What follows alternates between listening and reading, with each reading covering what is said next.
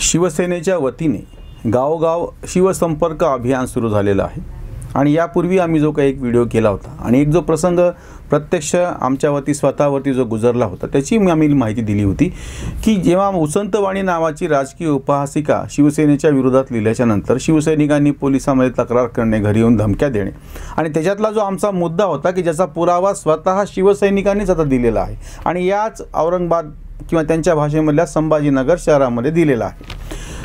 तक्रार अशी होती की शिवसैनिकांना राग आला, त्यांनी येऊन आमच्या घरी धमक्या दिल्या, हा वेगळा भाग झाला। आमचं असं म्हणणं होतं त्या सगळ्या संदर्भामध्ये की हा आमच्यावरचा राग नाही आहे। शिवसेना ज्या मूळ पायावरती उभी होती तोच पाया शिवसेनेचं सध्याचं नेतृत्व खच्ची करत आहे। त्याच्यामुळे शिवसेनेची जी पक्ष म्हणून, संघटना म्हणून, सामाजिक बांधिलकी असलेली एक व्यवस्था म्हणून जी रचना होती ती कोलमडत चाललेली आहे असं आमचं म्हणणं होतं।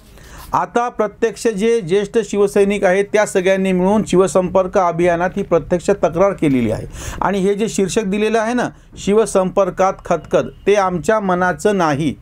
दैनिक दिव्य मराठीनी तशी स्पष्ट बातमी केलेली आहे। ही या संभाजीनगर शहरातील, त्यांच्या भाषेतलं संभाजीनगर जे त्यांना अजून करता आलेलं नाही आहे, अजून औरंगाबादच नाव आहे।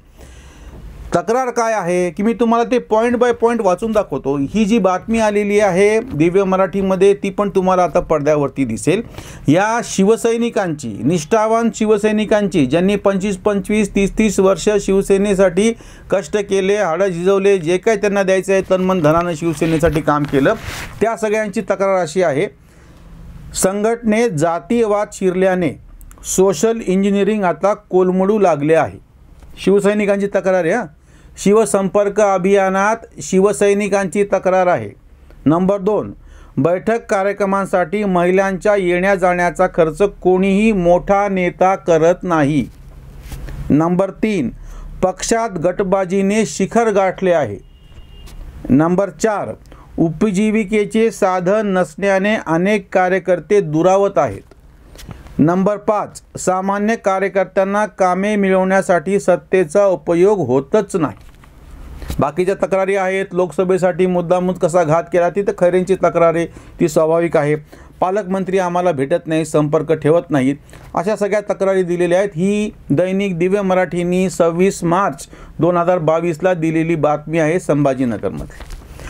परत एकदा लक्षात घ्या, शिवसेनेच्या संदर्भामध्ये जेव्हा बाळासाहेब असं म्हणायचे की 80% समाजसेवा आणि 20% राजकारण, ह्या गोष्टीमुळे शिवसेनेकडे आकृष्ट झालेला फार मोठा असा तरुण वर्ग होता 1990च्या दरम्यान। तेव्हाची लोकसभा निवडणूक असो, या शहरातली महानगरपालिकेची पहिली निवडणूक असो, 87ची, 89ची लोकसभा असो, 90ची विधानसभा असो आणि नंतर म्हणजे ते आपलं ते गाणं आहे ना सिलसिलामधलं, देखा एक ख्वाब तो ये सिलसिले हुए, मग ते सिलसिले सगळे सुरू झाले। नंतरची प्रत्येक पुढची निवडणूक, मग ती जिल्हा परिषदची निवडणूक असो, पंचायत समितीची निवडणूक असो, औरंगाबाद शहरातलीच औरंगाबाद जिल्ह्यातल्याच नव्हे तर मराठवाड्यातल्या नगरपालिका असो, प्रत्येक ठिकाणी शिवसैनिक झेंडा घेऊन रस्त्यावरती उतरले। भगवा त्यांच्या भाषेत, हिरवा रंग दिला म्हणून आमच्यावरती बदनामीची खटले दाखल करा, गुन्हे दाखल करा, आम्हाला अटक करा म्हणणारे हे आता कबूल करत नाही। आता अप्रत्यक्षरित्या कबूल करायला लागलेत की शिवसेनेचं जे मूळ धोरण होतं की सर्वसामान्य शिवसैनिकाच्या पाठीशी उभं राहायचं, तिथल्या प्रस्थापित नेतृत्वाच्या विरोधामध्ये, हा शब्दप्रयोग आम्ही बरोबर आधी केला होता। आता हे प्रस्थापित नेतृत्व एका अर्थाने शिवसेनेतलंच झालं आहे आणि शिवसेनेमध्ये जातीवाद फोफावला आहे, हा जो एक आरोप केलेला होता। यापूर्वी शिवसेनेचं वैशिष्ट्य असं होतं की शिवसेनेच्या अंतर्गत जातीवाद नव्हता। अतिशय ज्या जातीचे लोकसंख्या अतिशय कमी आहे त्याही जातीचे, पोटजातीचे आमदार, खासदार या ठिकाणून निवडून गेलेले होते, वेगवेगळे पद त्यांनी भूषवलेले होते, पण त्यांना कोणालाही असं म्हणायची गरज पडली नाही की माझ्या पाठीशी माझ्या जातीचे किती लोक आहेत। आता तेच शिवसैनिक शिवसंपर्क अभियानात, आणि हे कुठे की मुंबईच्या बाहेर शिवसेनेचा सगळ्यात मोठा जो बालेकिल्ला होता त्यांच्या भाषेतला हा संभाजीनगर, हे औरंगाबाद शहर, हा औरंगाबाद जिल्हा, त्या ठिकाणच्या शिवसैनिकांनी केलेली आहे ही जी तक्रार केलेली आहे आता। आणि त्याचं कारण महत्त्वाचं असं आहे की आता तोंडावरती महानगरपालिकेच्या निवडणुका आहेत। ज्या पद्धतीने काल उद्धव ठाकरे यांनी विधान भवनामध्ये फडणवीसांच्या यांना उत्तर देताना जी काही भाषा केली, जो काही वैताग व्यक्त केला, मी पण तुरुंगात जायला तयार आहे, कारण की त्यांच्या कुटुंबातल्या जवळच्या लोकांची संपत्ती ईडीनं जप्त केली, त्याच्यावरती टाच आणली. आणि हे बोलताना काय बोलतायत की बालिश बडबड करण्यासारखी करतायत. प्रत्यक्षामध्ये जर तसं काही नसलं असतं तर तुम्ही न्यायालयामध्ये जाऊन त्याला आजही तुम्ही उत्तर द्या. त्याच्या विरोधामध्ये ज्या काही गोष्टी तुमच्याकडे आहेत त्या स्पष्टपणे मांडा. ईडीनं केलेली कारवाई ही अवैध कशी आहे हे सिद्ध करा. म्हणजे एकीकडे तुम्ही सर्वसामान्य जो शिवसैनिक आहे त्याला दुखावलं आहे ह्याचा पुरावा आता स्पष्ट समोर आलेला आहे, शिवसैनिकांनीच मांडलेला आहे. दुसरी गोष्ट म्हणजे तुमच्या आजूबाजूला जे जमलेले लोक आहेत यांनी तक्रार केलेली आहे की पालकमंत्री भेटत नाहीत. सुभाष देसाई पालकमंत्री आहेत तिथले, हे भेटत नाहीत अशी तक्रार शिवसैनिकांनी केलेली आहे. आणि हे सगळे शिवसैनिक म्हणजे एकीकडे शिवसैनिक नाराज आहेत, दुसरीकडे तुमच्या आजूबाजूला जे लोक जमा झाले होते त्याच्यामुळं तुम्ही स्वतःच गोत्यात आलेले आहात. मग ते तुमचे नातेवाईक असो किंवा तुमच्या अगदी जवळ, ज्याला दरबारी राजकारणी आपण असं म्हणतो की ज्यांचा जनसामान्यांशी संपर्क तुटलेला आहे, ते फक्त आज उद्धव ठाकरे प्रत्यक्ष मुख्यमंत्री पदावरती आहेत त्याप्रमाणे जसं गोळाभोवती मुंगळे गोळा व्हावेत त्या पद्धतीने हे गोळा झालेले त्या सत्तेच्या भोवती, सत्तेच्या गोळाभोवती गोळा झालेले जसे मुंगळे आहेत तसे हे लोक चिटकून बसलेले आहेत. त्यांनी स्वतः हे सगळं म्हणजे खुर्ची पण धोक्यात आणलेली आहे, पक्ष पण धोक्यात आणलेला आहे. कार्यकर्ते नाराज आहेत, प्रत्यक्ष पक्ष धोक्यामध्ये आणलेला आहे उच्चपदस्थ नेतृत्वांनी. आणि तिसरी महत्त्वाची गोष्ट म्हणजे सर्वसामान्य मतदार नाराज आहे.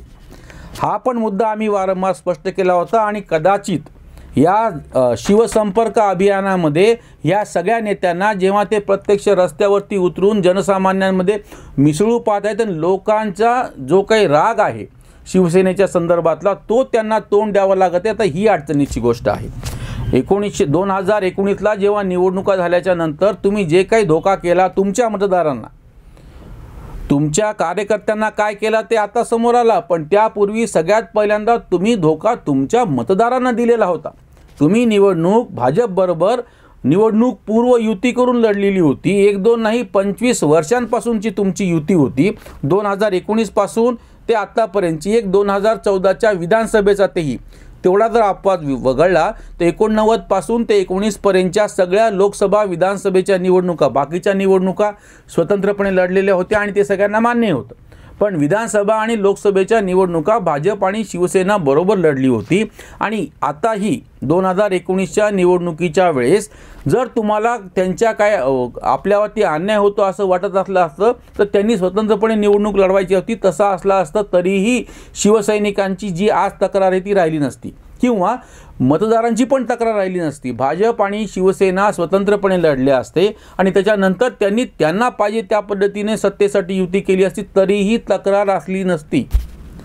तक्रार कुठे आहे की प्रत्यक्ष तुम्ही मतदारांच्या समोर युती म्हणून गेलेला होता, तुम्हाला मिळालेली मतं युती म्हणून मिळालेली आहेत.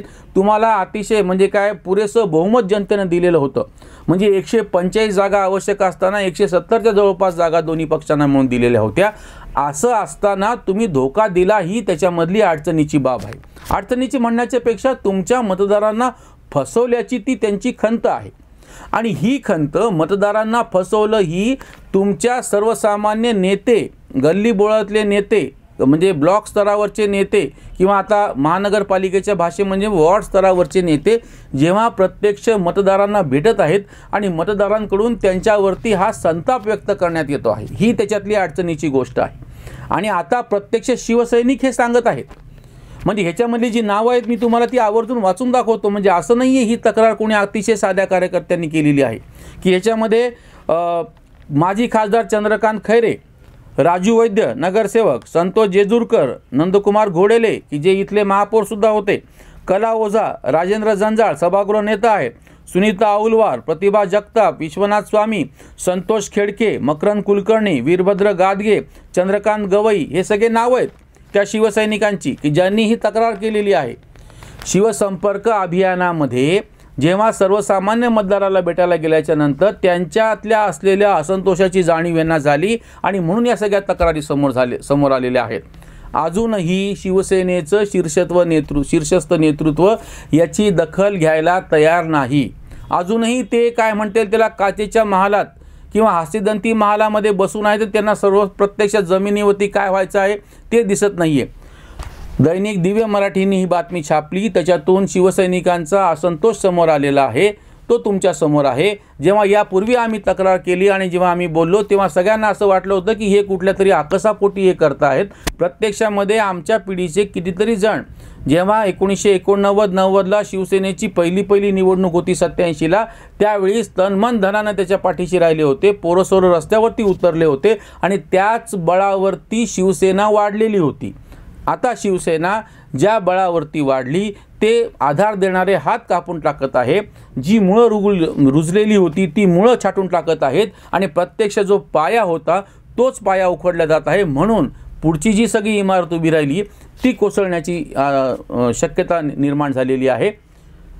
याची दखल जर नेतृत्वाने घेतली नाही तर शिवसेनेचा दारुण असा पराभव कुठल्याही निवडणुकीमध्ये अतिशय स्पष्टपणे समोर दिसतो आहे.